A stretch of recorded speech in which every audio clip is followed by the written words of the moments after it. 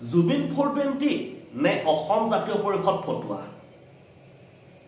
আজ কালি দিনটোৰ পৰাই চৰ্চিত এটা বিশেষ খবৰ পুনৰ বিতৰ্কত জুবিন গাৰ্গ অসম জাতীয় পৰিষদক সমালোচনা কৰি এবাৰ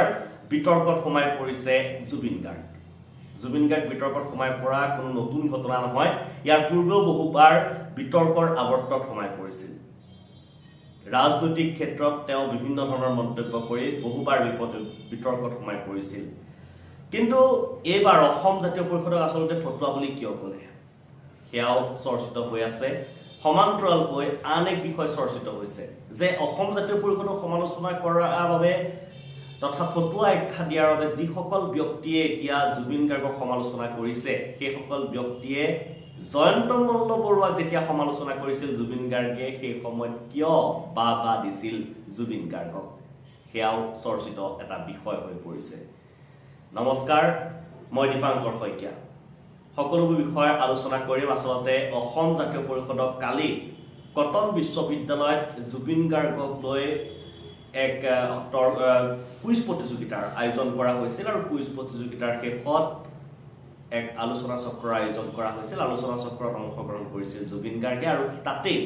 এক প্ৰশ্ন উত্তৰত জুবিন গাৰ্গে ৰাজনৈতিক দলৰ সৈতে জড়িত নহয় বুলি ক'বলৈ গৈ ফটুৱা আখ্যা দিলে অসম জাতীয় পৰিষদক নতুনকৈ জন্ম হোৱা অসম জাতীয় পৰিষদক আচলতে কিয় ফটুৱা আখ্যা দিলে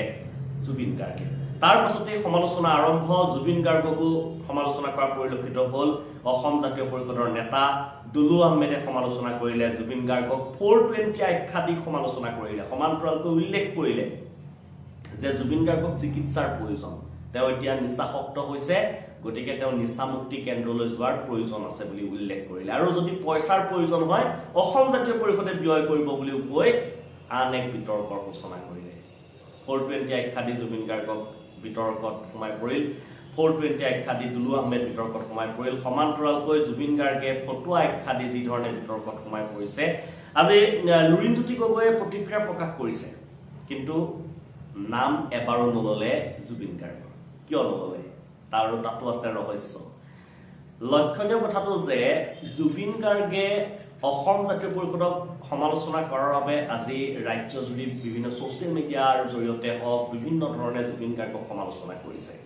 আচলতে কিয় জুবিন গাৰ্গে কি চিন্তি কি কথা ভাবি তেওঁ ফটুৱা আখ্যা দিলে সেয়া তেওঁৰ নিজৰ বিশ্বাস্যৰ বিষয় কিন্তু এটা কথা লক্ষণীয় যিসকল ব্যক্তিয়ে আজি জুবিন গাৰ্গক সমালোচনা কৰিছে অসম জাতীয় পৰিষদক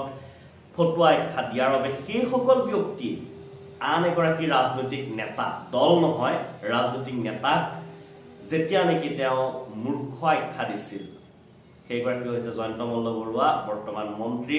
তেওঁ মূৰ্খ আখ্যা দিছিল এটা টেলিভিছন টক শ্ব' কিন্তু তেতিয়া সেই ক্লিপটো লৈ ছ'চিয়েল মিডিয়াত বাহবা দিয়া দেখা গৈছিল জুবিন গাৰ্গক আৰু সেই বাহবা দিয়া ব্যক্তিয়ে আজি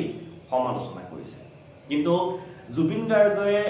বহুবাৰ এনেদৰে বিতৰ্কত সোমাই পৰিছে এয়া আজিৰ অথবা প্ৰথম ঘটনা নহয় কি চিন্তি কিয় আচলতে এনেধৰণে কৰিলে বহুতে উল্লেখ কৰিব বিচাৰিছে যে বিজেপিৰ প্ৰৰোচনাত পৰি এনেধৰণৰ মন্তব্য কৰিছে বিজেপিয়ে তেওঁক টকা দিছে টকাৰ বলিয়ান এতিয়া তেওঁ এতিয়া এনেধৰণৰ শিল্পী হৈ থকা নাই তেনেধৰণৰ মন্তব্য কৰিছে বিভিন্নজনে কৈছে জুবিন গাৰ্গক পৰামৰ্শ দিছে যে শিল্পী হৈ থাকক ৰাজনৈতিক ক্ষেত্ৰত এনেদৰে মন্তব্য কৰিব নালাগে বিতৰ্কত সোমাব নালাগে কালি যেতিয়া মন্তব্যটো কৰিছিল সেই সময়ত দেখিবলৈ পোৱা গৈছিল জুবিন গাৰ্গৰ পত্নীয়ে তেওঁক হাতেৰে তেওঁক ৰখাবৰ বাবে চেষ্টা কৰিছিল কিন্তু মুখৰ পৰা ওলাই যোৱা কথা ৰখাবতো নোৱাৰি এবাৰ নহয় দুবাৰকৈ জুবিন গাৰ্গে মন্তব্য কৰে ফটুৱা বুলি প্ৰথমবাৰ যেতিয়া নেকি অনুষ্ঠান চলি আছিল তাত মন্তব্য কৰাৰ পাছত সংবাদ মাধ্যমে যেতিয়া তেওঁ বাহিৰত প্ৰশ্ন কৰে কিয় আচলতে ফটুৱা আখ্যা দিলে তেওঁ পুনৰবাৰ কয় যে ফটুৱাই হয় ফটুৱা বুলি ক'ব লাগিব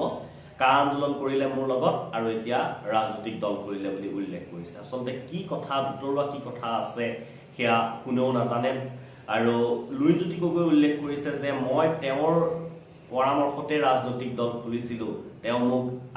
আগবাঢ়ি যাবলৈ কৈছিল বুলি উল্লেখ কৰিছে ফোনত তেওঁ শুভেচ্ছাও দিছিল তেওঁ লগত থাকিম বুলি কৈছিল কিন্তু সেইজন ব্যক্তি আজি কিয় তেনেদৰে ক'লে মও আচৰিত বুলি কৈছে লুৰিণজ্যোতি গগৈ পৰৱৰ্তী সময়ত লক্ষণীয় হ'ব এই বিতৰ্ক কেনে পৰ্যায় পায়